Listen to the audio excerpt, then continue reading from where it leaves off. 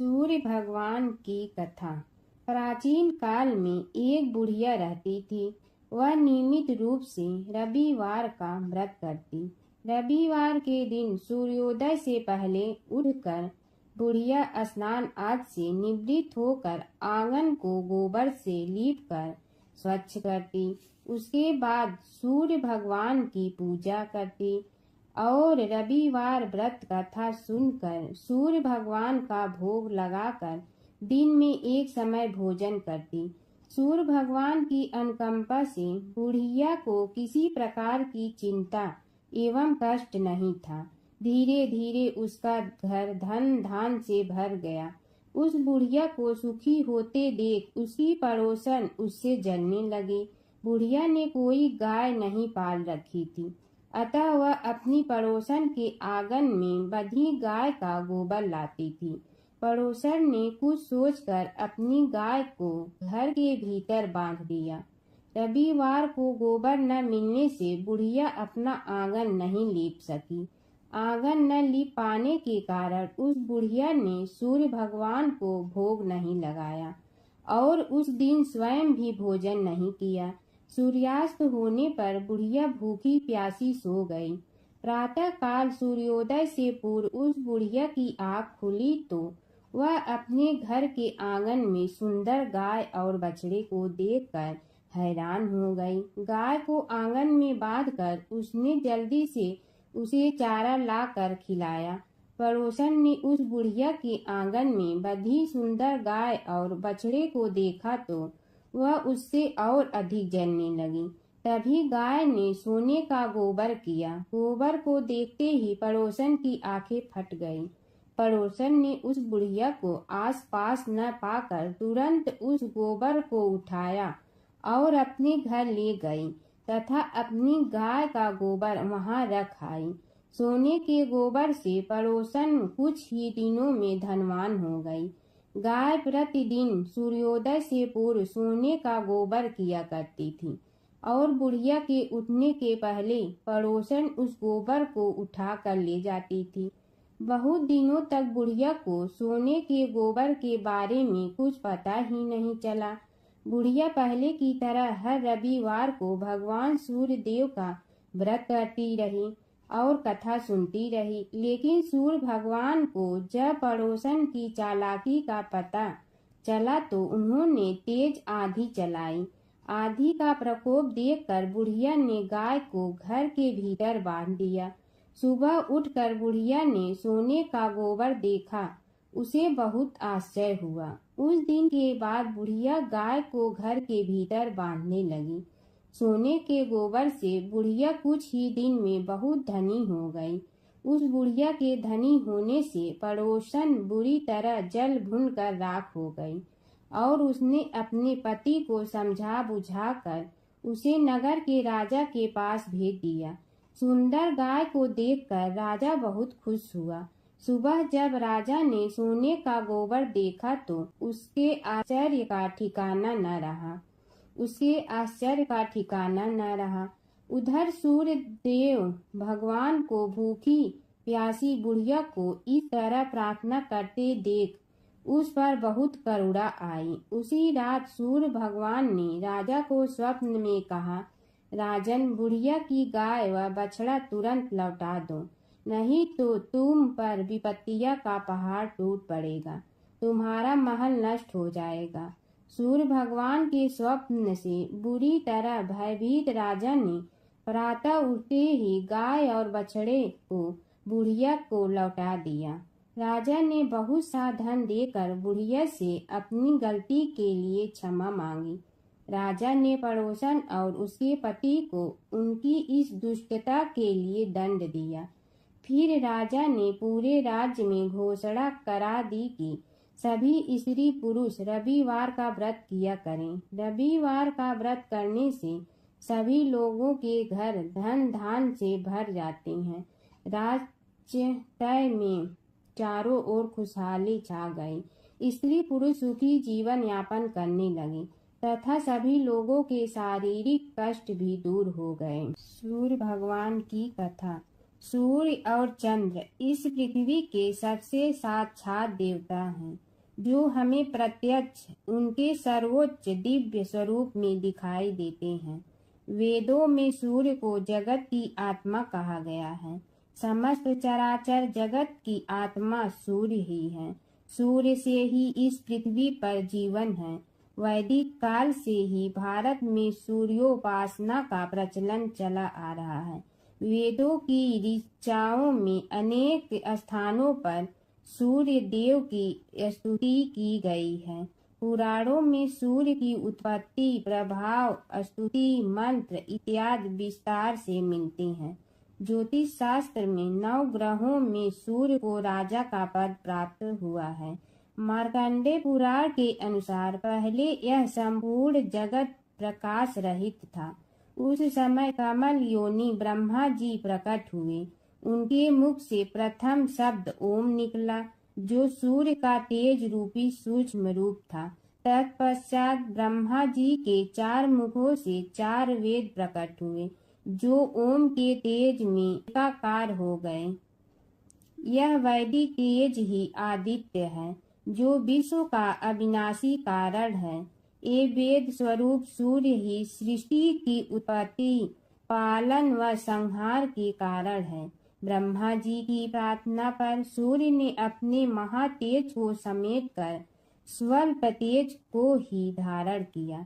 सृष्टि रचना के समय ब्रह्मा जी के पुत्र मरीचि हुए, जिनके पुत्र ऋषि कश्यप का विवाह आदिति से हुआ। आदिति ने घोर तप भगवान सूर्य को प्रसन्न किया, जिन्होंने उसकी इच्छा पूर्ति के लिए सुषुम्ना नाम की किरण से उसके गर्भ में प्रवेश किया। गर्भावस्था में भी अदिति चंद्रायण जैसे कठिन व्रतों का पालन करती थी। ऋषि राज कश्यप ने क्रोधित होकर आदिति से कहा, तुम इस तरह उपवास रखकर गर्भस्थ शिशु को क्यों मारना चाहती हो? यह सुनकर देवी आदिति ने गर्भ के बालक को उदर से बाहर कर दिया, जो अपने अत्यंत दिव्य तेज से प्रज्वलित हो रहा था। भगवान सूर्य शिशु रूप में उस गर्भ से प्रकट हुए। आदिति को मारीच अंडम कहा जाने का कारण यह बालक मार्तंड नाम से प्रसिद्ध हुआ। ब्रह्मा पुराण में अदिति के गर्भ से जन्मे सूर्य के अंश को विवस्वान कहा गया। एक बार एक नगर में एक मालिन रहती थी। उसके पति चल बसे थे। उसका एक 4 साल का पुत्र था। उसकी सास कठोर हृदय की स्त्री थी। वह बहू को बहुत तकलीफ देती थी। एक दिन सास ने बहू और पोते को घर से निकाल दिया। वे दोनों रोते हुए चलते चलते एक जंगल में जा पहुँचे। वहाँ एक बड़े पेड़ के नीचे बैठ गए। वहाँ से थोड़ी दूर पर एक गणेश जी का मंदिर था। वहाँ बहुत लोग गणेश जी के दर्शन करने आते थे। दर्शन करके गणेश जी को प्रसाद चढ़ाते थे। फिर वह प्रसाद सबको बांट देते थे। इस प्रसाद से माँ बेटे का गुजारा होने लगा। दोनों गणेश जी की पूजा पाठ में लग गए। एक दिन उन्होंने सोचा, क्यों न हम भी जंगल से फूल ला कर बेचें। वे रोज जंगल से फूल लाकर उसकी माला बनाकर बेचने लगे। साथ में पूजा की सामग्री और प्रसाद भी बेचने लगे। इससे उनको आमदनी होने लगी। गणेश जी की कृपा से आमदनी बढ़ने लगी। जल्दी ही उन्होंने एक मकान और एक दुकान बना लिया। एक राजा की लड़की मंदिर में रोज पूजा करने आती थी। मालिन के बेटे को देखकर राजकुमारी उस पर मोहित हो गई और उससे विवाह करने की सोचने लगी। उसने अपनी भाभी से अपने मन की बात कही। भाभी अनुभवी थी। उसने कहा, ये तो मालिन का बेटा है और तुम एक राजा की बेटी हो। यदि तुमने उससे विवाह किया तो तुम्हारी बहुत बेइज्जती होगी। पर राजकुमारी अपनी बात पर अड़ी रही। उसने कहा, मैंने तो प्रतिज्ञा कर ली है कि उसी से विवाह करूंगी। भाभी ने घर जाकर सारी बात राजा को बता दी। राजा ने मना नहीं किया और विवाह के लिए तैयार हो गए। उन्होंने बड़े धूमधाम से बेटी का विवाह मालिन के बेटे के साथ कर दिया। मालिन ने सबसे पहले बेटे बहू को गणेश जी के मंदिर में ले जाकर पूजा पाठ करवाया और गणेश जी का आशीर्वाद दिलवाया। इसके बाद पूरे नगर में यह बात फैल गई कि गणेश जी की पूजा करने से सब दुख कष्ट दूर हो जाते हैं। इस बात पर सुनते ही नगर के सभी लोग मंदिर आने लगे। मालिन और उसके बेटे की बिक्री और बढ़ गई। उधर उसकी सास के बुरे दिन आ गए। अन्नदाता उससे रूठ गए और वह भूखों मरने लगी। एक दिन वह रोती धोती उसी गणेश जी के मंदिर में आ पहुंची। वहां वह मालिन के बेटे से बोली, मैं भूखी हूँ, मुझे रोटी कपड़ा दे दो, इसके बदले में तुम्हारा सारा काम कर दूंगी। लड़के को दया आ गई और उसे काम पर रख लिया। उसने अपनी दादी को नहीं पहचाना। जब मालिन घर आई तो उसने सास को पहचान लिया। वह सास से बोली, सासू जी आप यहाँ कैसे? सास ने पोते की तरफ इशारा करके कहा, मेरी इस सेठ के यहाँ नौकरी लग गई है। बहू बोली, यह आपका पोता है और यह घर भी आपका ही है, यह दुकान भी आपकी ही है। जब आपने हमें घर से निकाला तब गणेश जी ने हमारी रक्षा की। बहू की बात सुनकर सास बोली, मेरी करनी मैं भोगूंगी। बहू बोली, सासू जी अब आप हमारे यहाँ रहो और पोते का सुख देखो। हे गणेश जी महाराज, जैसा सुख आपने मालिन को दिया वैसा ही सुख सबको देना। गणेश जी की कथा। एक बार गणेश जी एक छोटे बालक के रूप में चिमटी में चावल और चमचे में दूध लेकर निकले। वो हर किसी से कह रहे थे कि कोई मेरी खीर बना दो, कोई मेरी खीर बना दो। एक बुढ़िया बैठी हुई थी। उसने कहा, ला मैं बना दूं। वह छोटा सा बर्तन चढ़ाने लगी। तब गणेश जी ने कहा कि दादी माँ, छोटी सी भगोनी मत चढ़ाओ, तुम्हारे घर में जो सबसे बड़ा बर्तन है वही चढ़ा दो। बुढ़िया ने वही चढ़ा दिया। वह देखती रह गई कि वह जो थोड़े से चावल उस बड़े बर्तन में डाली थी वह तो पूरा भर गया है। गणेश जी ने कहा, दादी माँ मैं नहा कर आता हूँ, खीर तैयार हो गई हो तो। बुढ़िया के पोते पोती खीर खाने के लिए रोने लगे। बुढ़िया ने कहा, गणेश जी तेरे भोग लगाना कहकर चूल्हे में थोड़ी सी खीर डाली और कटोरी भर भर कर बच्चों को दे दी। बुढ़िया की पड़ोसन ऊपर से देख रही थी तो बुढ़िया ने सोचा यह चुगली कर देगी, तो एक कटोरा भर कर उसे भी पकड़ा दिया। बेटे की बहू ने चुपके से एक कटोरा खीर खाई और कटोरा चक्की के नीचे छुपा दिया। अभी भी गणेश जी नहीं आए थे। बुढ़िया को भी भूख लग रही थी। वह भी एक कटोरा खीर खाकर किवाड़ के पीछे बैठकर एक बार फिर कहा कि गणेश जी आपके भोग लगे कहकर खाना शुरू कर दिया। तभी गणेश जी आ गए। बुढ़िया ने कहा, आ जा रे गणेशिया, खीर खा ले, मैं तो तेरी ही राह देख रही थी। गणेश जी ने कहा, दादी माँ मैंने तो खीर पहले ही खा ली। बुढ़िया ने कहा, कब खाई? गणेश जी ने कहा, जब तेरे पोते पोती ने खाई तब खाई थी, जब तेरी पड़ोसन ने खाई तब खाई थी, और जब तेरी बहू ने खाई तब भी खाई थी, और जब तूने खाई तो मेरा पेट पूरा ही भर गया।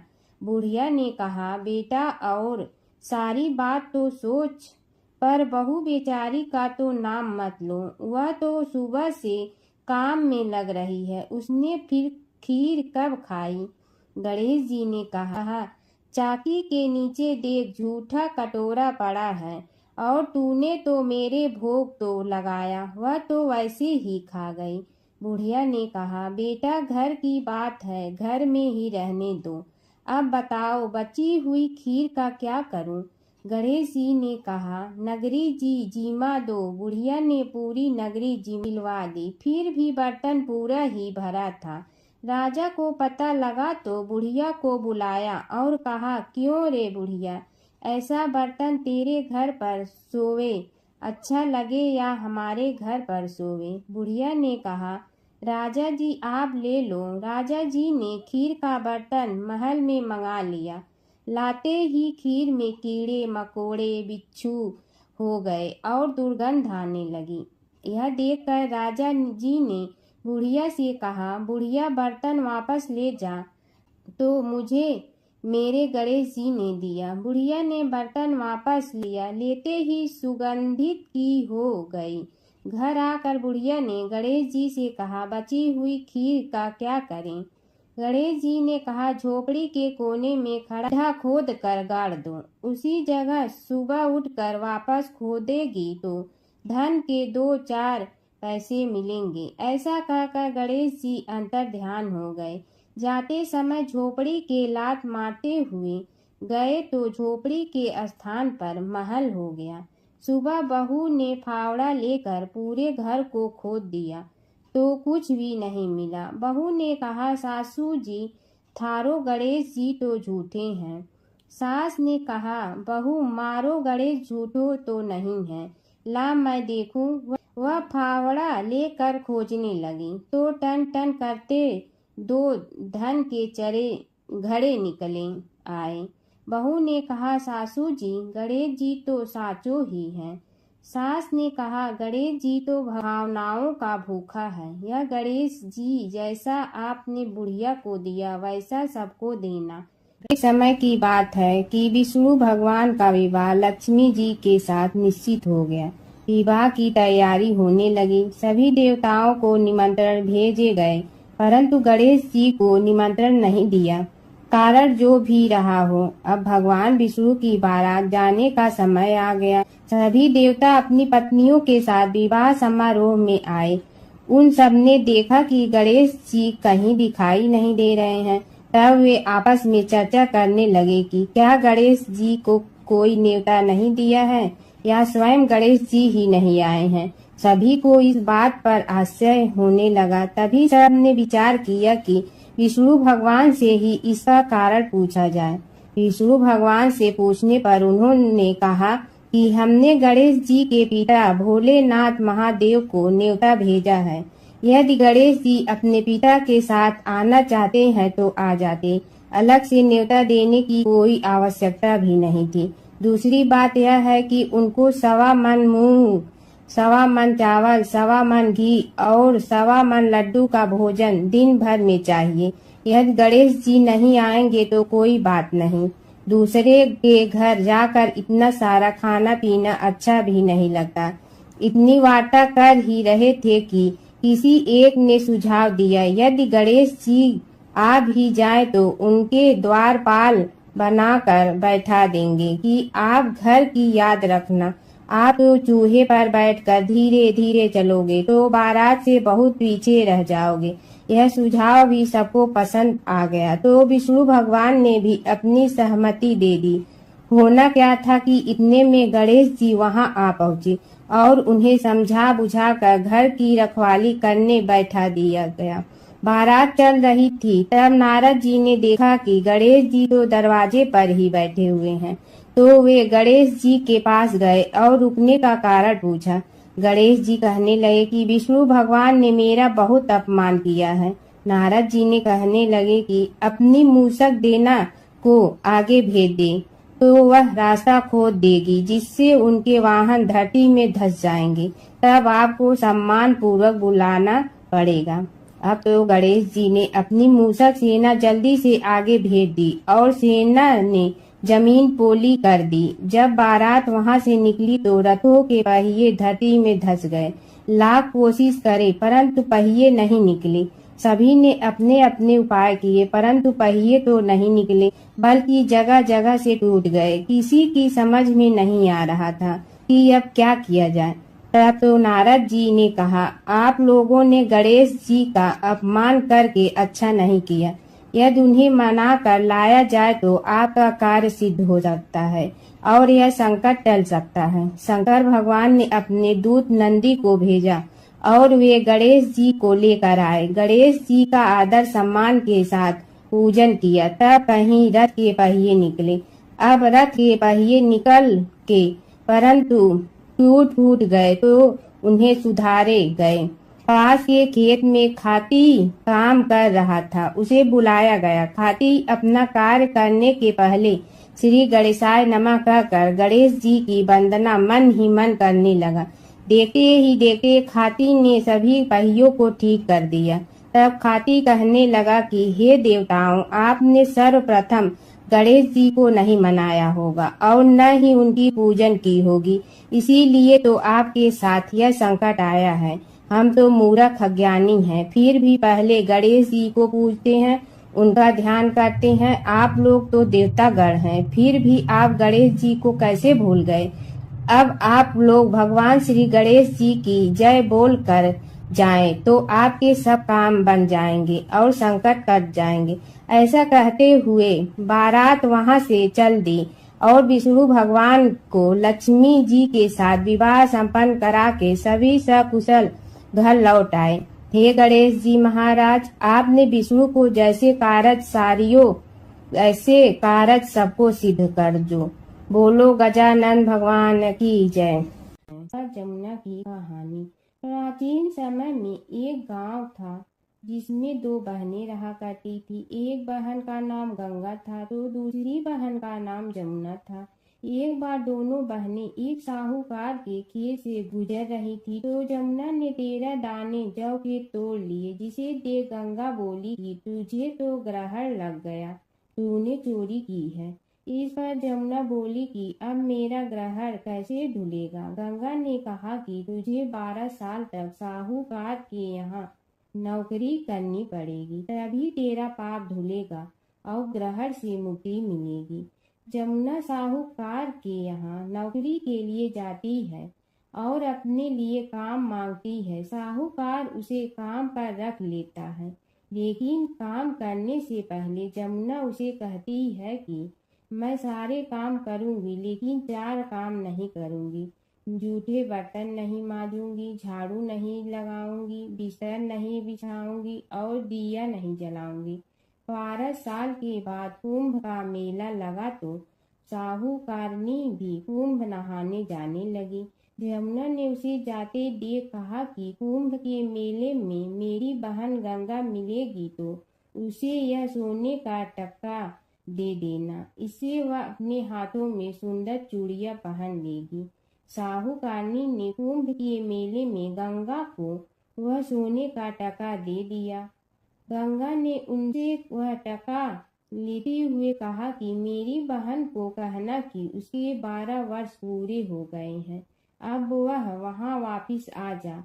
साहूकार व साहूकारनी वापिस घर आए तब जमुना मटके में पानी भर रही थी। दोनों जमुना से बोले कि हमने सोने का वह टका तेरी बहन गंगा को दे दिया था और उसने कहा है कि तेरे 12 वर्ष पूरे हो गए हैं, इसलिए अब तुम वापिस जाओ। यह समाचार सुनते ही जमुना सहस्त्र धारा में बदल गई और बहने लगी। जमुना जी का यह रूप देखकर साहूकार और साहूकारनी परेशान हो गई थी। हमारे घर में जमुना माता ने काम किया, हमें तो अब ग्रहण लग गया है, हम यह ग्रहण कैसे उतारेंगे। जमुना भागकर गंगा माता के पास चली गई। गंगा ने जमुना से पूछा कि तुम साहूकारनी से कुछ कहकर आई हो या ऐसे ही बिना बताए आ गई। तब जमुना बोली कि मैं तो कुछ भी बताकर नहीं आई हूँ। गंगा ने कहा कि जा उन्हें धीरज दे आ, नहीं तो उन्हें जीवन भर असंतोष ही रहेगा। गंगा के कहने पर जमुना माता ने साहूकारनी को सपने में दर्शन दिए और कहा कि तुम दोनों उल्टे माथे क्यों पड़े हो, जाओ उठकर खाओ पियो। तब दोनों बोले कि हम कैसे उठें, हमें तो ग्रहण लगा है, क्योंकि हमने उल्टे सीधे और पता नहीं कितने नीच कार्य आपसे कराए हैं। तब जमुना जी बोली कि तुम्हें ग्रहण नहीं लगा है, ग्रहण तो मुझे लगा था कि मैंने तुम्हारे खेत से 13 दाने जौ के चुराए थे। मैं तो अपना ग्रहण उतारने तुम्हारे घर आई थी। मेरा ग्रहण तुम्हारे घर में 12 वर्ष तक रहने से उतर गया है और मेरी मुक्ति हो गई है। जमुना जी ने कहा कि तुम्हें कोई ग्रहण नहीं लगा है, उल्टे मेरे 12 वर्ष तक यहाँ रहने से तुम्हारी भी मुक्ति हो गई है। यह कहकर जमुना जी स्वप्न से चली गई। दोनों उठकर देखते हैं कि उनके घर में पहले से भी अधिक धन हो गया है। हे जमुना माता, जैसे आपने साहूकार व साहूकारनी की मुक्ति कराई, वैसे ही आप अपने सभी भक्तों की करना। नगर बसेरे की कहानी। किसी गांव में एक भाट व एक जाट रहता था। दोनों में घनिष्ठ मित्रता थी। एक बार जाट अपनी बहन के घर जाने को तैयार हुआ तो भाट अपनी ससुराल जाने को तैयार हुआ। दोनों साथ चल पड़े तो रास्ते में रुककर एक कुएं की मुंडेर पर बैठ गए। जाट ने भाट से कहा कि नगर बसेरा कर लेते हैं। इस पर भाट बोला कि तू ही नगर बसेरा कर ले, मैं तो अपनी ससुराल जा रहा हूँ, वहाँ खूब खातिर होगी मेरी, तू कर ले नगर बसेरा। जाट वहीं कुएं के पास बैठ पानी की घंटी और चावल का दाना लेकर नगर बसेरा करने लगा। नगर बसेरा करने के साथ जाट कहने लगा कि नगर बसेरा जो करे सो मल धोवे पाँव, ताता माड़ा तापसी देगी मेरी माँ, माँ देगी मावशी तेगी द्वारका का वास, मीठा मीठा घास वृंदावन का वास, पाँच कुल्ठी छठी रास मेरी जीवड़ो श्री कृष्ण के पास, डालू पानी हो जाए घी झट से निकल जाए मेरा जी। यह सब कर कर के वह जाट बहन के पास चल पड़ा। जाट की बहन ने भाई के आने पर उसकी खातिर की खी बूरा के साथ भाई को जिमाया। दोनों ने बैठकर ढेर सारी बातें की। इधर भाट अपने ससुराल पहुंचा तो वहां आग लगी हुई थी। आग बुझाने वह भी लग गया, जिसमें हाथ मुंह भी काले हो गए और खुद भी थोड़ा सुलझ गया। ना रोटी ना पानी के लिए ही किसी ने पूछा। एक पड़ोसन आई तो उसने भाट की सास को कहा कि जमाई आया है, जरा उस आओ भगत कर लो। बुढ़िया बोली कि सब कुछ तो जल गया है, अब कहाँ से आओ भगत करूं। तब पड़ोसन ने ही भाट को एक रोटी के साथ छाछ दी। उसने वही खाकर गुजारा किया। शाम को दोनों फिर घर की ओर चल पड़े और रास्ते में मिल गए और एक दूसरे का हाल पूछा। भाट बोला कि मेरी ससुराल में तो आग लगी हुई थी, आग बुझाते मैं खुद काला हो गया हूँ, ना रोटी मिली ना पानी। जाट बोला कि मेरी तो बहुत खातिर हुई। फिर बोला कि मैंने कहा था ना कि नगर बसेरा कर ले, आ अब कर ले, लेकिन भाट ने फिर मना कर दिया। कहने लगा कि चाहे रोटी दे या न दे, तेरी तो माँ है, दही चूरमा का पेड़ा धरा पाएगा। भाट ने फिर नगर बसेरा नहीं किया। जाट ने कर लिया नगर बसेरा, जो करे सो मल धोए पाँव, ताता माड़ा तापसी देगी मेरी माँ, माँ देगी मावशी देगी द्वारका का वास, मीठा मीठा घास वृंदावन का वास, पाँच कुल्ठी छठी रास मेरा जीवड़ो श्री कृष्ण के पास, डालू पानी हो जाए घी झट से निकल जाए मेरा जी। करके वह चल पड़ा। घर पहुँचते ही जाट की मावशी ने बहुत लाड प्यार किया। उधर भाट घर गया तो उसकी भैंस खो गई थी। बाप एक लाठी रखे तो दूसरी उठाए और कहने लगा कि ससुराल गया तो आग लगा दी, अब यहाँ आया तो भैंस खो दी। बाप ने कहा कि पहले भैंस लेकर आ, तभी रोटी पानी मिलेगा। सारा दिन भाट भैंस ढूंढता रहा, लेकिन उसे भैंस नहीं मिली। जाट और भाट की मुलाकात फिर से बाजार में हो गई। जाट ने भाट के हाल चाल पूछे तो भाट बोला कि आते ही भैंस खो गई, बस उसी दिन से भैंस ढूंढ रहा हूँ। रोटियां का तो पूछो ही मत। जाट ने कहा कि मैंने तो पहले ही कहा था कि नगर बसेरा कर ले। जाट की बात सुनकर भाट बोला कि तेरे नगर बसेरे में इतनी ताकत है तो चल अब कर लेते हैं। दोनों ने बैठकर नगर बसेरा किया। नगर बसेरा जो करे सो मल धोवे पाँव, ताता माड़ा तापसी देगी मेरी माँ, माँ देगी मावशी देगी द्वारका का वास, मीठा मीठा घास वृंदावन का वास, पाँच कुल्ठी छठी रास मेरा जीवड़ो श्री कृष्ण के पास, डालू पानी हो जाए घी झट से निकल जाए मेरा जी। दोनों के नगर बसेरा करने पर भाट जैसे ही आगे बढ़ा तो उसकी खोई भैंस मिल गई, जिसे लेकर घर पहुंचा। घर पहुंचते ही माँ ने कहा कि लड़के को आते ही घर से निकाल दिया, सारे दिन से ये भूखा प्यासा भटक रहा है। यह कहकर उसकी माँ ने उसको खूब खिलाया पिलाया। इस घटना के बाद सारे नगर में ढिंढोरा पिटवा गया कि कब कोई अपने पीहर या सास से आते जाते नगर बसेरा करें। जैसे भाट को नगर बसेरा करने का फल मिला, वैसे ही हर किसी को मिले। एक समय की बात है, एक भाई बहन रहते थे। बहन का नियम था कि वह अपने भाई का चेहरा देखते ही खाना खाती थी। हर रोज वह सुबह उठती थी और जल्दी जल्दी सारा काम करके अपने भाई का मुंह देखने के लिए उसके घर जाती थी। एक दिन रास्ते में एक पीपल के नीचे गणेश जी की मूर्ति रखी थी। उसने भगवान के सामने हाथ जोड़कर कहा कि मेरे जैसा अमर सुहाग और मेरे जैसा अमर पीहर सबको दीजिए। यह कहकर वह आगे बढ़ जाती है। जंगल के झाड़ियों के कांटे उसके पैरों में चुभा करते थे। एक दिन भाई के घर पहुंची और भाई का मुंह देखकर बैठ गई। तो भाभी ने पूछा, पैरों में क्या हो गया है? यह सुनकर उसने भाभी को जवाब दिया कि रास्ते में जंगल के झाड़ियों के गिरे हुए कांटे पांव में चुभ गए हैं। जब वह वापस अपने घर आ जाए तब भाभी ने अपने पति से कहा कि रास्ते को साफ करवा दो, आपकी बहन के पांव में बहुत सारे कांटा चुभ गए हैं। भाई ने तब कुल्हाड़ी लेकर सारी झाड़ियों को काटकर रास्ता साफ कर दिया, जिससे गणेश जी का स्थान भी वहां से हट गया। यह देखकर भगवान गुस्सा हो गए और उसके भाई के प्राण हर लिए। लोग अंतिम संस्कार के लिए जब भाई को ले जा रहे थे तब उसकी भाभी रोते हुए लोगों से कही, थोड़ी देर रुक जाओ, उसकी बहन आने वाली है। वह अपने भाई का मुंह देखे बिना नहीं रह सकती है, उसका यह नियम है। तब लोगों ने कहा, आज तो देख लेगी पर कल कैसे देखेगी?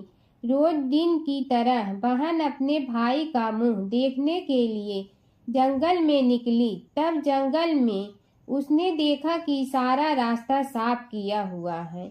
जब वह आगे बढ़ी तो उसने देखा कि सिद्धि विनायक को भी वहां से हटा दिया गया है।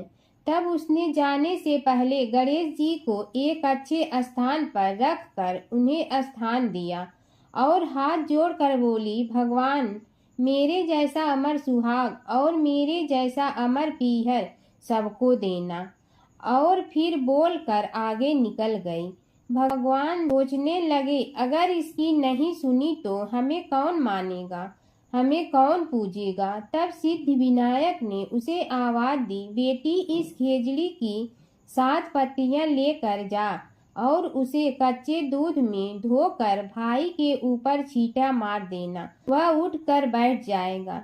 यह सुनकर जब बहन पीछे मुड़ी तो वहां कोई नहीं था। फिर वह यह सोचने लगी कि ठीक है, जैसा सुना वैसा कर लेती हूँ। फिर वह 7 खेजड़ी की पत्तियां लेकर अपने भाई के घर पहुंची। उसने देखा वहां कई लोग बैठे हुए हैं। भाभी बैठी रो रही है और भाई की लाश रखी है। तब उसने पत्तियों को बताए हुए नियम के तहत भाई के ऊपर इस्तेमाल किया। तब भाई उठकर बैठ गया। भाई बोला बहन से, मुझे बहुत ही गहरी नींद आ गई थी। तब बहन बोली, यह नींद किसी दुश्मन को भी न आए, और उसने सारी बात अपने भाई को बता दी। प्राचीन काल की बात है। नैमिषारण्य क्षेत्र में ऋषि, महर्षि और साधु संतों का समाज जुड़ा था। उसमें श्री सूत जी भी विद्यमान थे। शौनक जी ने उनकी सेवा में उपस्थित होकर निवेदन किया कि हे अज्ञान रूप घोर तिमिर को नष्ट करने में करोड़ों सूर्यों के समान प्रकाशमान श्री सूत जी हमारे कानों के लिए अमृत के समान जीवन प्रदान करने वाले कथा तत्व का वर्णन कीजिए। हे सूत जी, हमारे हृदयों में ज्ञान के प्रकाश की वृद्धि तथा भक्ति, वैराग्य और विवेक की उत्पत्ति जिस कथा से हो सकती हो, वह हमारे प्रति कहने की कृपा कीजिए। शौनक जी की जिज्ञासा से सूत जी बड़े प्रसन्न हुए। पुरातन इतिहासों के स्मरण से उनका शरीर पुलकायमान हो रहा था। वे कुछ देर उसी स्थिति में विराजमान रहकर कुछ विचार करते रहे और अंत में बोले, शौनक जी, इस विषय में आपके चित्त में बड़ी जिज्ञासा है। आप धन्य हैं जो सदैव ज्ञान की प्राप्ति में तत्पर रहते हुए विभिन्न पुराण कथाओं की जिज्ञासा रखते हैं। आज मैं आपको ज्ञान के परम स्रोत रूप श्री गणेश जी का जन्म कर्म रूप चरित्र सुनाऊंगा। गणेश जी से ही सभी ज्ञानों, सभी विद्याओं का उद्भव हुआ है। अब आप सावधान चित्त से विराजमान हो। श्री गणेश जी के ध्यान और नमस्कार पूर्वक उनका चरित्र श्रवण करें। नमस्तस्मै गणेशाय ब्रह्मा विद्या प्रदायिनी यनागस्त्यसमः साक्षात विघ्न सागर सोसड़े। कैसे हैं वे श्री गणेश जो सभी प्रकार की ब्रह्म विद्याओं को प्रदान करने वाले, अर्थात ब्रह्मा के सगुण और निर्गुण स्वरूप पर प्रकाश डालने और जीव ब्रह्मा का अभेद प्रतिपादन करने वाली विद्याओं के दाता हैं। वे विघ्नों के समुद्रों को महर्षि अगस्त्य के समान शोषण करने में समर्थ हैं। इसलिए उनका नाम विघ्न सागर शोषक के नाम से प्रसिद्ध है। मैं उन भगवान श्री गणेश जी को नमस्कार करता हूँ। प्रथम पूजा के अधिकारी श्री गणेश जी, यह कहकर सूत जी कुछ समय के लिए मौन हो गए और फिर बोले, शौनक जी, भगवान गणेश जी ही सर्वप्रथम पूजा प्राप्ति के अधिकारी हैं। किसी भी देवता की पूजा करो, पहले उनकी पूजा करो। शौनक जी ने निवेदन किया, हे भगवान, हे सूत, सर्वप्रथम यह बताने की कृपा कीजिए कि गणेश जी को प्रथम पूजा का अधिकार किस प्रकार प्राप्त हुआ। इस विषय में मेरी बुद्धि मोह को प्राप्त हो रही है कि सृष्टि रचयिता ब्रह्मा जी, पालन करता भगवान नारायण और संहार करता शिव जी में से किसी को प्रथम पूजा का अधिकारी क्यों नहीं माना गया। यह त्रिदेव ही तो सबसे बड़ा देवता माने जाते हैं। सूत जी ने कहा, शौनक जी, यह भी एक रहस्य ही है। देखो, अधिकार मांगने से नहीं मिलता, इसके लिए योग्यता होनी चाहिए। संसार में अनेकों देवी देवताएं पूजे जाते हैं।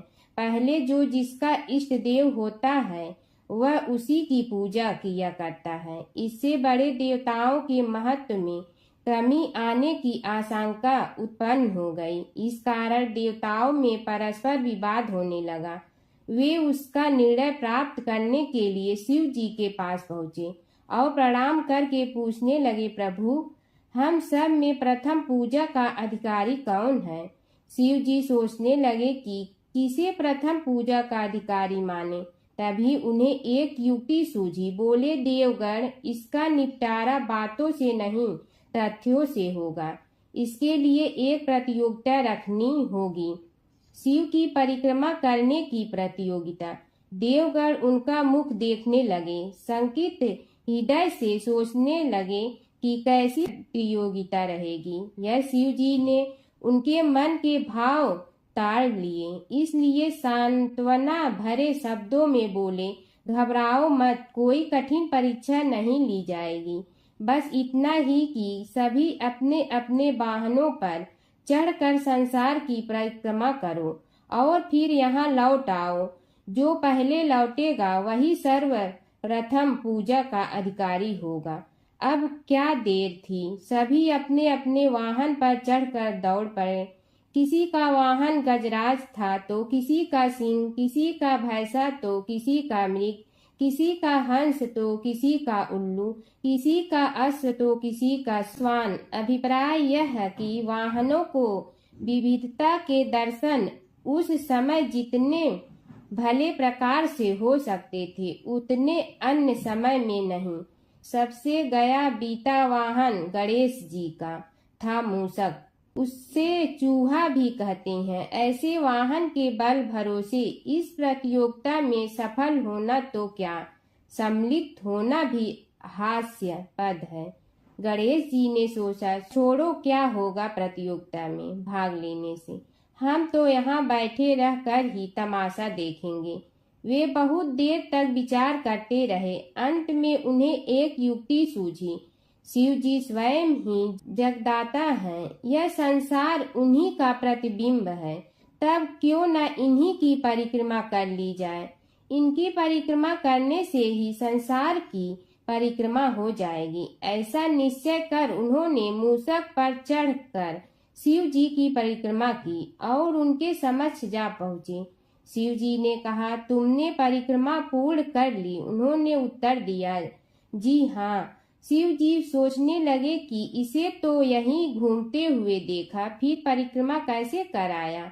देवताओं का परिक्रमा करके लौटना आरंभ हुआ और उन्होंने गणेश जी को वहां बैठे देखा तो माथा ठनक गया। फिर भी साहस करके बोले, अरे तुम विश्व की परिक्रमा के लिए नहीं गए? गणेश जी ने कहा, अरे मैं कब का यहाँ आ गया। देवता बोले, तुम्हें तो कहीं भी नहीं देखा। गणेश जी ने उत्तर दिया, देखते कहाँ से, समस्त संसार शिव जी में विद्यमान है। इनकी परिक्रमा करने से ही संसार की परिक्रमा पूर्ण हो गई। सूत जी बोले, शौनक, इस प्रकार गणेश जी ने अपनी बुद्धि के बल पर ही विजय प्राप्त कर ली। उनका कथन सत्य था, इसलिए कोई विरोध करता भी तो कैसे।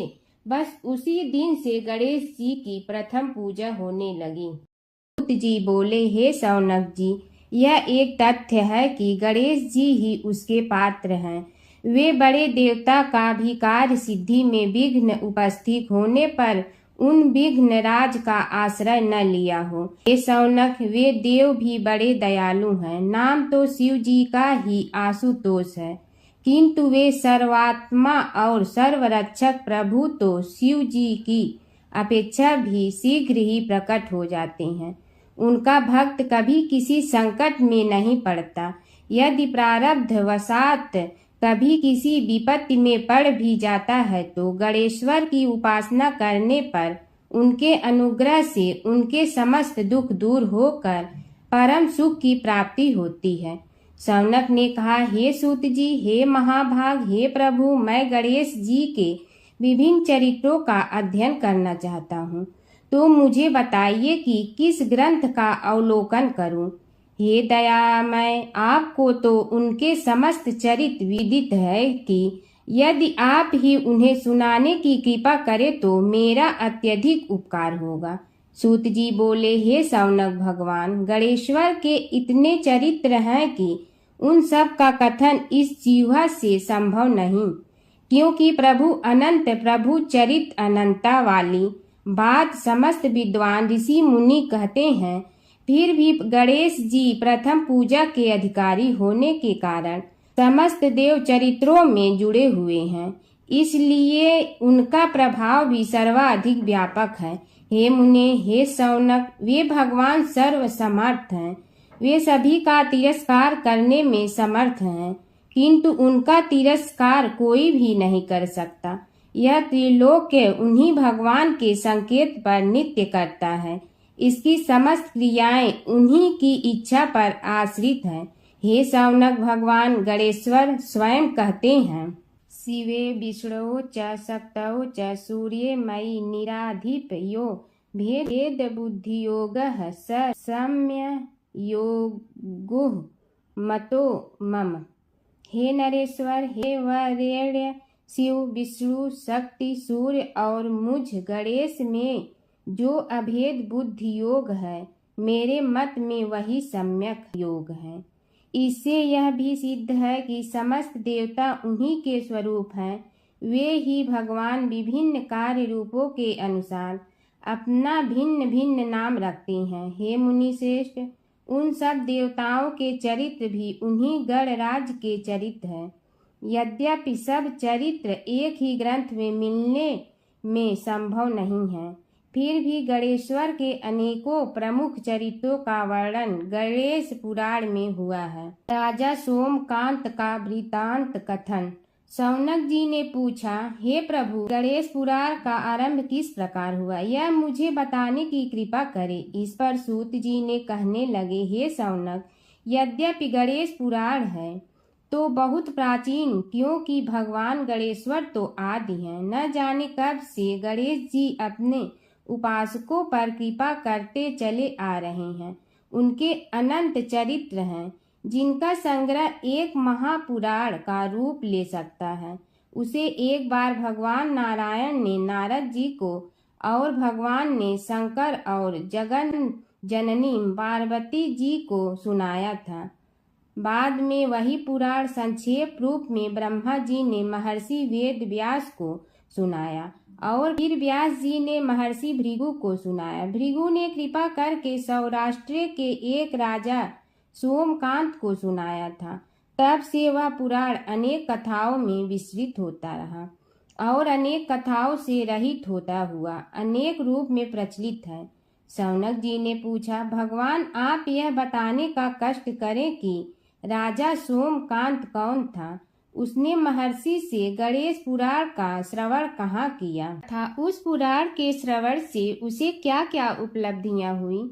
हे नाथ, मुझे श्री गणेश्वर की कथा के प्रति उत्कंठा बढ़ती ही जा रही है। सूत जी बोले, हे शौनक, सौराष्ट्र के देवनगर नाम की एक प्रसिद्ध राजधानी थी। वहाँ का राजा सोमकांत था। वह अपनी प्रजा का पुत्र के समान पालन करता था। वह वेद ज्ञान संपन्न, शस्त्र विद्या में पारंगत एवं प्रबल प्रतापी राजा, समस्त राजाओं में मान्य तथा अत्यंत वैभवशाली था। उसका ऐश्वर्य कुबेर के भी ऐश्वर्य को लज्जित करता था। उसने अपने पराक्रम से अनेकों देश जीत लिए थे। उसकी पत्नी अत्यंत रूपवती, गुणवती, धर्माज्ञा एवं पतिव्रत धर्म का पालन करने वाली थी। वह सदैव अपने प्राणनाथ की सेवा में लगी रहती थी। उसका नाम सुधर्मा था। जैसे वह प्रतिव्रता थी, वैसे ही राजा भी एक पत्नी व्रता का पालन करने लगा। उसके हेमकांत नामक एक सुंदर पुत्र था। वह भी सभी विद्याओं का ज्ञाता और अस्त्र शस्त्रादि के अभ्यास में निपुण हो गया था। यह सभी श्रेष्ठ लक्षणों से संपन्न, सद्गुणी एवं प्रजा जनों के हितों का अत्यंत पोषक था। इस प्रकार राजा सोमकांत स्त्री, पुत्र, पशु, वाहन, राज्य एवं प्रतिष्ठा आदि से सब प्रकार सुखी था। उससे दुख तो था ही नहीं। सभी राजागण उसका हार्दिक सम्मान करते थे तथा उसकी श्रेष्ठ कीर्ति भी संसार व्यापी थी। परंतु युवा अवस्था के अंत में सोमकांत को घृणित कोष्ठ रोग हो गया। उसके अनेक उपचार किए गए, किंतु कोई लाभ नहीं हुआ। रोग शीघ्रता से बढ़ने लगा और उसके कीड़े पड़ गए। जब रोग की अधिक वृद्धि होने लगी और उसका कोई उपाय न हो सका, तो राजा ने मंत्रियों को बुलाकर कहा, सुव्रतो, जाने किस कारण यह रोग मुझे पीड़ित कर रहा है। अवश्य ही यह किसी पूर्व जन्म के पाप का फल होगा। इसलिए मैं अब अपना समस्त राजपाट छोड़कर वन में रहूंगा। मेरे पुत्र हेमकांत को मेरे समान मानकर राज्य शासन का धर्म पूर्वक संचालन कराते रहें। यह कहकर राजा ने शुभ दिन दिखवाकर अपने पुत्र हेमकांत को राज्य पद पर अभिषेक किया और अपनी पत्नी सुधर्मा के साथ निर्जन वन की ओर चल दिया। प्रजापालक राजा के वियोग में समस्त प्रजा जन अश्रु बहाते हुए उनके साथ चले गए। राज्य की सीमा पर पहुंचकर राजा ने अपने पुत्र अमात्यगण और प्रजा जनों को समझाया, आप सब लोग धर्म के जानने वाले, श्रेष्ठ आचरण में तत्पर एवं सहृदय हैं। यह संसार तो वैसे भी परिवर्तनशील है। जो आज है वह कल नहीं था और आने वाले कल में भी नहीं रहेगा। इसलिए मेरे जाने से दुख का कोई कारण नहीं है। मेरे स्थान पर मेरा पुत्र सभी कार्यों को करेगा, इसलिए आप सब उसके अनुशासन में रहते हुए उसे सदैव सम्मान करते रहें।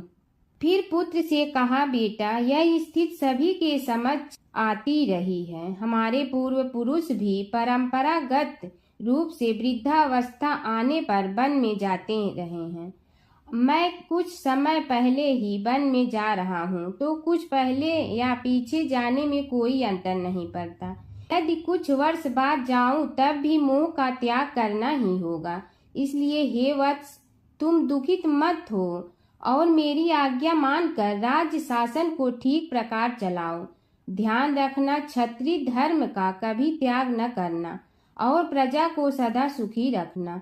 इस प्रकार राजा सोमकांत ने सभी को समझा बुझा कर वहां से वापस लौट आया और स्वयं अपनी पतिव्रता भार्या के साथ वन में प्रवेश किया। पुत्र हेमकांत के आग्रह से उसने सुबल और ज्ञान गम्य नामक 2 आत्माओं को भी साथ ले लिया। उन सब ने एक समतल एवं सुंदर स्थान देखकर वहां विश्राम किया। तभी उन्हें एक मुनि कुमार दिखाई दिया। राजा ने उससे पूछा, तुम कौन हो, कहाँ रहते हो? यदि उचित समझो तो मुझे बताओ। मुनि बालक ने कोमल बाड़ी में कहा, मैं महर्षि भृगु का पुत्र हूँ। मेरा नाम च्यवन है। हमारा आश्रम निकट में ही है। अब आप भी अपना परिचय दीजिए। राजा ने कहा, मुनि कुमार, आपका परिचय पाकर मुझे बड़ी प्रसन्नता हुई। मैं सौराष्ट्र के देवनगर नामक राज्य का अधिपति रहा हूँ। अब अपने पुत्र को राज्य देकर मैंने अरण्य की शरण ली है। मुझे कुष्ठ रोग अत्यंत पीड़ित किए हुए हैं। उसकी निवृत्ति का कोई उपाय करने वाला हो तो कृपा कर मुझे बताइए। मुनि कुमार ने कहा, मैं अपने पिताजी से अपना वृतांत कहता हूँ, फिर वे जैसा कहेंगे आपको बताऊंगा।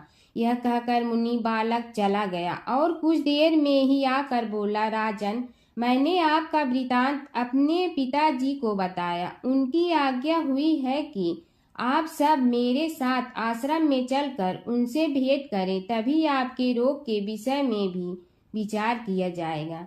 राजा सोमकांत के पूर्व जन्म का वृत्तांत भृगु द्वारा वर्णन। राजा अपनी पत्नी और अमात्यों के सहित च्यवन के साथ साथ भृगु आश्रम में जा पहुंचा और उन्हें प्रणाम कर बोला, हे भगवान, हे महर्षि, मैं आपकी शरण हूँ। आप मुझ कुष्ठी पर कृपा कीजिए। महर्षि बोले, राजन, यह तुम्हारे किसी पूर्व जन्म कृत पाप का ही उदय हो गया है। इसका उपाय मैं विचार करके बताऊंगा। आज तो तुम सब स्नान आज से निवृत्त होकर रात्रि विश्राम करो। महर्षि की आज्ञा अनुसार सबने स्नान भोजन आदि के उपरांत रात्रि व्यतीत की और प्रातः काल स्नान आदि नित्य कर्मों से निवृत्त होकर महर्षि की सेवा में उपस्थित हुए। महर्षि ने कहा, राजन, मैंने तुम्हारे पूर्व जन्म का वृतांत जान लिया हूँ और यह भी विदित कर लिया है कि किस पाप के फल से तुम्हें इस रोग की प्राप्ति हुई है। यदि तुम चाहो तो उसे सुना दूं। राजा ने हाथ जोड़कर निवेदन किया, बड़ी कृपा होगी मुनिनाथ, मैं उसे सुनने के लिए उत्कंठित हूँ। महर्षि ने कहा, तुम पूर्व जन्म में एक धनवान वैश्य के लाडले पुत्र थे। वह वैश्य विंध्याचल के निकट कौलहार नामक ग्राम में निवास करता था। उसकी पत्नी का नाम सुलोचना था। तुम उसी वैश्य दंपत के पुत्र हुए। तुम्हारा नाम कामद था। तुम्हारा लालन पालन बड़े लाड चाव से हुआ। उन्होंने तुम्हारा विवाह एक अत्यंत सुंदरी वैश्य कन्या से कर दिया था, जिसका नाम कुटुम्बिनी था। यद्यप तुम्हारी भार्या सुशीला थी और तुम्हें सदैव धर्म में निरत देखना चाहती थी, किंतु तुम्हारा स्वभाव वासनांध होने के कारण दिन प्रतिदिन उज्जवल होता जा रहा था। किंतु माता पिता भी धार्मिक थे, इसलिए उनके सामने तुम्हारी उछलता दबी रही। परंतु माता पिता की मृत्यु के बाद तुम निरंकुश हो गए और अपनी पत्नी की बात भी नहीं मानते थे। तुम्हें अनाचार में प्रवृत्त देखकर उसे दुख होता था, तो भी उसका कुछ बस न चलता था। तुम्हारी उन्मत्तता चरम सीमा पर थी।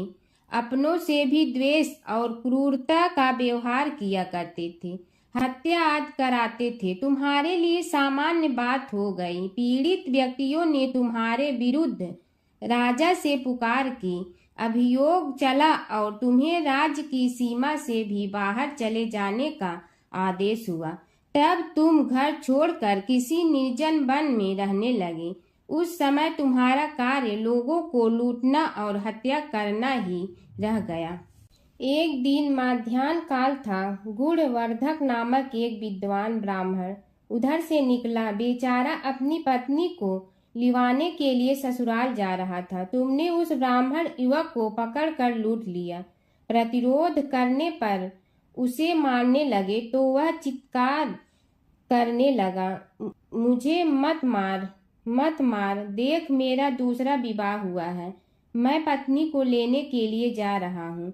किंतु तुम तो क्रोधवश में ऐसे लीन हो रहे थे कि तुमने उसकी बात सुनकर भी नहीं सुनी। जब उसे मारने लगे तो उसने श्राप दे दिया, अरे हत्यारे, मेरी हत्या के पाप से तो सहस्त्र कल्प तक घोर नरक भोगोगे। तुमने उसकी कोई चिंता न की और सिर काट लिया। राजन, तुमने ऐसी ऐसी एक नहीं बल्कि अनेक निरीह हत्याएं की थी, जिनकी गणना करना भी पाप है। इस प्रकार इस जन्म में तुमने घोर पाप कर्म किए थे, किंतु बुढ़ापा आने पर जब अशक्त हो गए तब तुम्हारे साथ जो क्रूर कर्मा थे वे भी किनारा कर गए। उन्होंने सोच लिया कि अब तो इसे खिलाना भी पड़ेगा, इसलिए मरने दो यहीं। अमोघ प्रभाव गणेश उपासना का कथन। राजन, अब तुम निरालंब थे, चल फिर तो सकते ही नहीं थे। भूख से पीड़ित रहने के कारण रोगों ने भी घेर लिया। उधर से जो कोई निकलता तुम्हें घृणा की दृष्टि से देखता हुआ चला जाता। तब तुम आहार की खोज में बड़ी कठिनाई से चलते हुए एक जीर्ण शीर्ण देवालय में पहुंचा। उसमें भगवान गणेश्वर की प्रतिमा विद्यमान थी। तब न जाने किस पुण्य के उदय होने से तुम्हारे मन में गणेश जी के प्रति भक्ति भाव जागृत हुआ। तुम निराहार रहकर उनकी उपासना करने लगे। उससे तुम्हें सब कुछ मिला और रोग भी कम हुआ।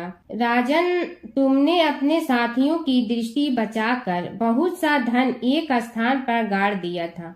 अब तुमने उस धन को उसे देवालय के जीर्णोद्धार में लगाने का निश्चय किया। शिल्पी बुलाकर उस मंदिर को सुंदर और भव्य बनवा दिया। इस कारण कुख्याति सुख्याति में बदलने लगी। फिर यथा समय तुम्हारी मृत्यु हुई। यमदूतों ने पकड़कर तुम्हें यमराज के समक्ष उपस्थित किया।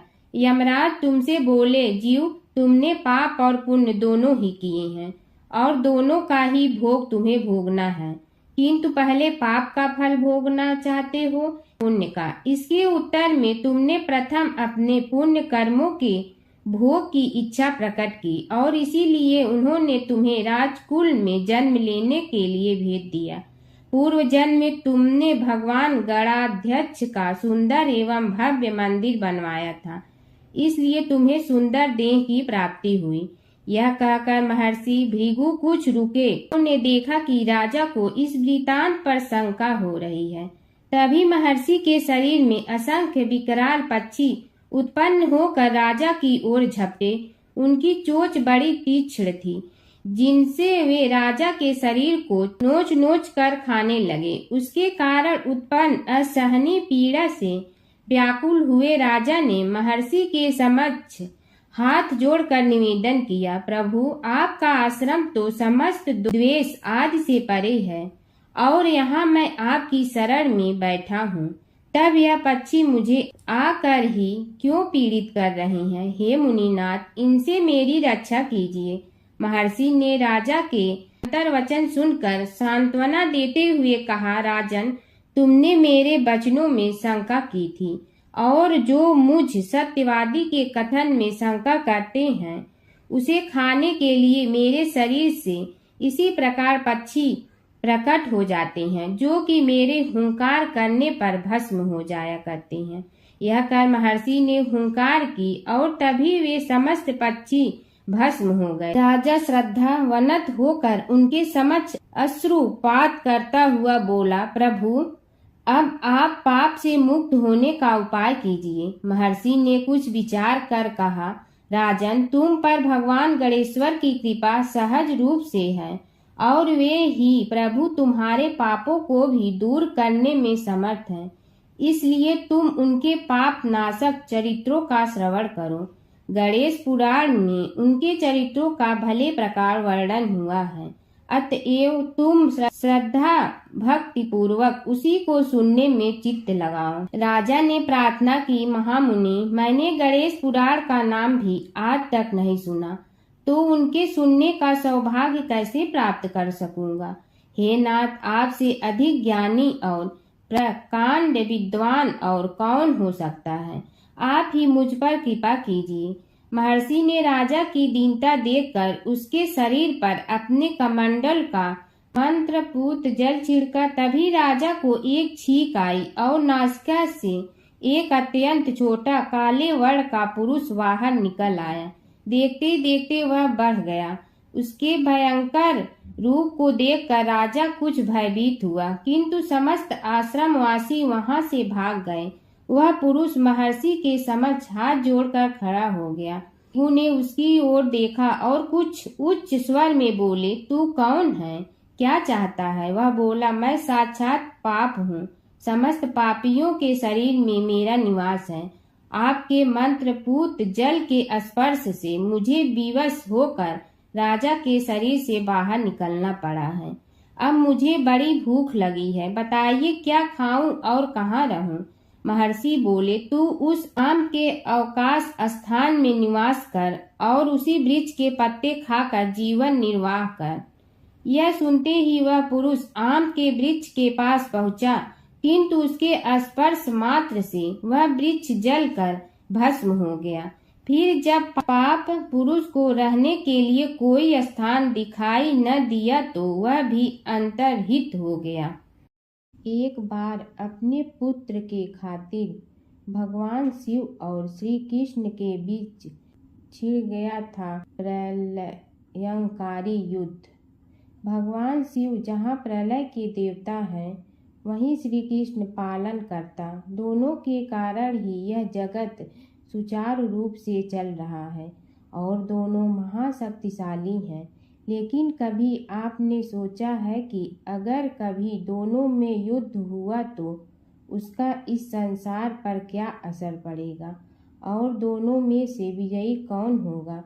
चलिए जानते हैं एक पौराणिक कथा जहां इन दोनों के भयंकर युद्ध का वर्णन मिलता है। पौराणिक कथा के अनुसार एक बार राजा बलि के सबसे बड़े पुत्र बाणासुर ने शिव पुत्र कार्तिकेय की सुंदरता से मोहित होकर भगवान शिव का पुत्र बनने की इच्छा जताई।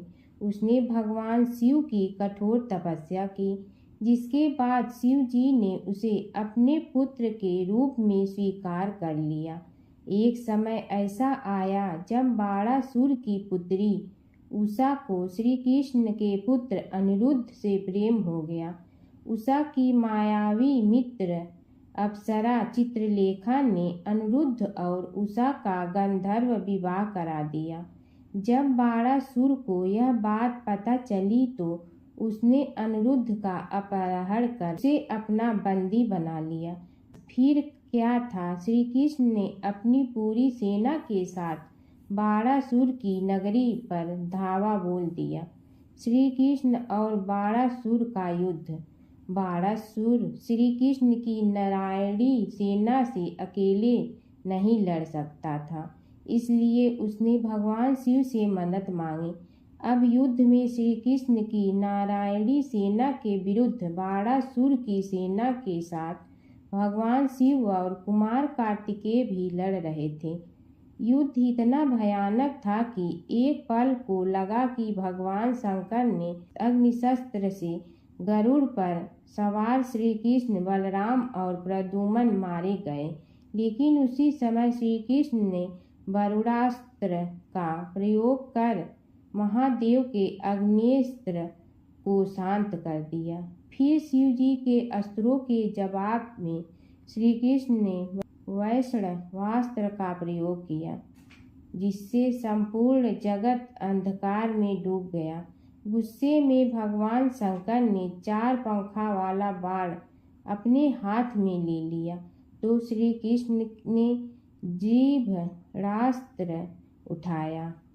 इस तरह यह युद्ध समय के साथ विकराल हो गया और इस युद्ध से समस्त सृष्टि में हाहाकार मच गया।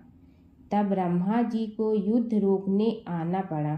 उन्होंने दोनों को सारी स्थिति स्पष्ट की कि किस प्रकार उनके युद्ध से संसार का विनाश हो रहा है।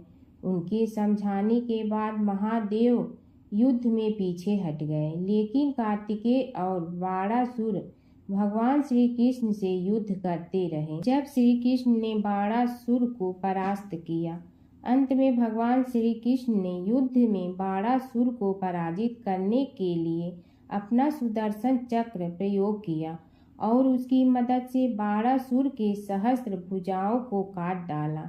जैसे ही श्री कृष्ण अपने चक्र से उसका वध करने लगे, कार्तिकेय के साथ महादेव वहां फिर से पहुंच गए, लेकिन इस बार उन्होंने युद्ध करने के बजाय श्री कृष्ण से बाणासुर को माफ करने का अनुरोध किया। भगवान शिव ने श्री कृष्ण से कहा कि मैंने इसे अभय दान दिया है, इसलिए अगर आप इसका वध कर देंगे तो मेरा वचन झूठा पड़ जाएगा। शिव जी के ऐसा कहने पर श्री कृष्ण ने बाणासुर को क्षमा कर दिया और अनिरुद्ध, उषा सहित अपनी पूरी सेना लेकर वहां से चल दिए। बाणासुर को आज भी अजर अमर माना जाता है और बाद में भगवान शिव के उसे अपने गढ़ों में शामिल कर लिया। एक गांव में एक बुढ़िया माई रहती थी। उसके 2 बेटे तथा बहू भी थे। बुढ़िया माई भगवान श्री हरि विष्णु की परम भक्त थी। अपना जीवन दान, धर्म, पुण्य कार्य कर्मों में लगाती थी, परंतु बुढ़िया माई कभी भी मंदिर और सत्संग में व तीर्थ स्थानों पर नहीं जाती थी। एक बार गांव में भागवत कथा हो रही थी। बेटे ने कहा, माँ आप सारा दिन घर में रहती हैं, आप मंदिर में भागवत कथा सुनने क्यों नहीं जाती? बुढ़िया माई ने बेटे का मन रखने के लिए कह दिया कि आज जाऊंगी, परंतु नहीं गई। ऐसा करते करते 6 दिन निकल गए। बुढ़िया माई के बेटे ने कहा, माँ आज अंतिम दिन है, आज तो कथा सुनने आपको जाना ही पड़ेगा। सारा दिन घर का काम करके बुढ़िया माई ने जाते जाते इतनी देर कर दी कि अंतिम दिन की भागवत कथा भी समाप्त हो गई। भगवान श्री हरि विष्णु सन्यासी का रूप धारण करके बुढ़िया माई के पास आए और बोले, बुढ़िया माई तुम कहाँ जा रही हो? बुढ़िया माई ने कहा, मैं भागवत कथा सुनने जा रही हूँ। तब सन्यासी रूपधारी भगवान श्री हरि विष्णु ने कहा, अब इतनी देर से क्यों जा रही हो? वहाँ तो अब कथा समाप्त हो गई है, अब वहाँ जाकर क्या करोगी? बुढ़िया माई ने कहा, अब घर से निकली हूँ तो जाकर ही रहूंगी। सब सन्यासी रूपधारी भगवान श्री हरि विष्णु ने कहा कि अब कथा समाप्त हो गई, भक्त लोग भी अपने अपने घर चले गए, अब तुम वहाँ से क्या लाओगी?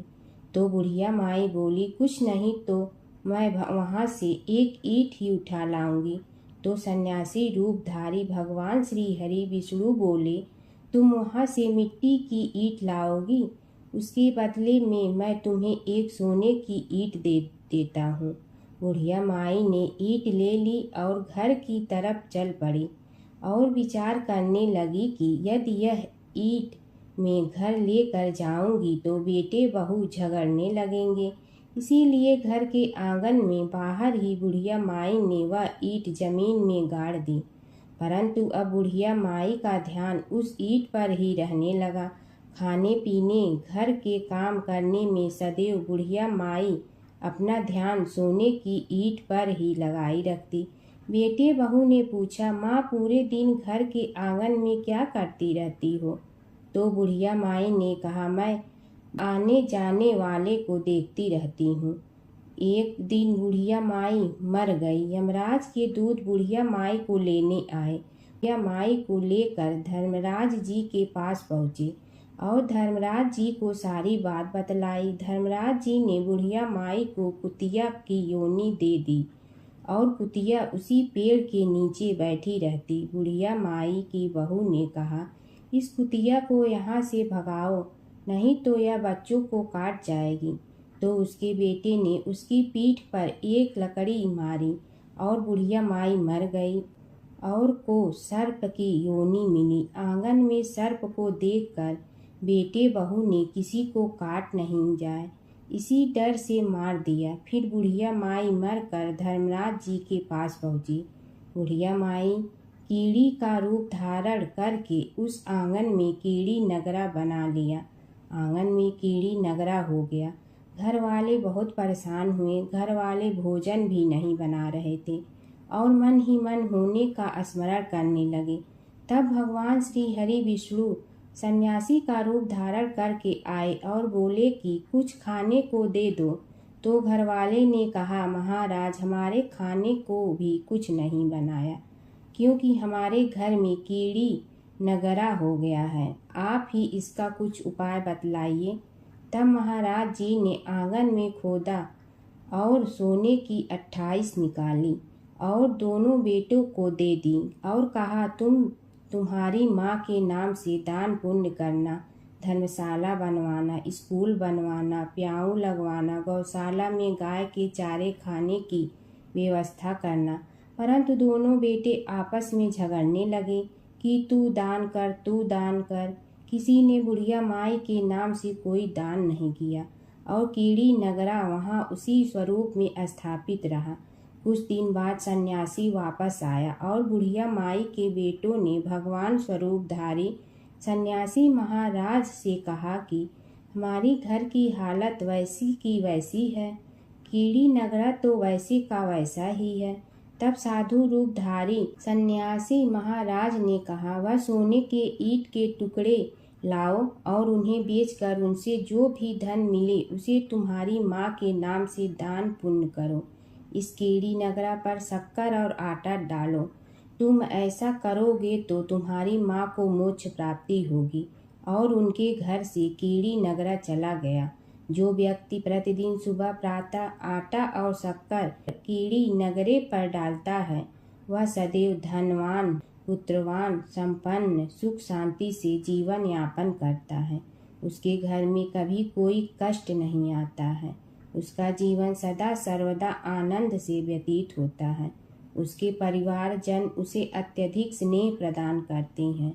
कीड़ी नगरा प्रतिदिन सींचने से जुड़ी नगरी की कहानी सुनने से, दान पुण्य व धर्म कार्यों में रुचि लगाने से जीवन उत्तम हो जाता है।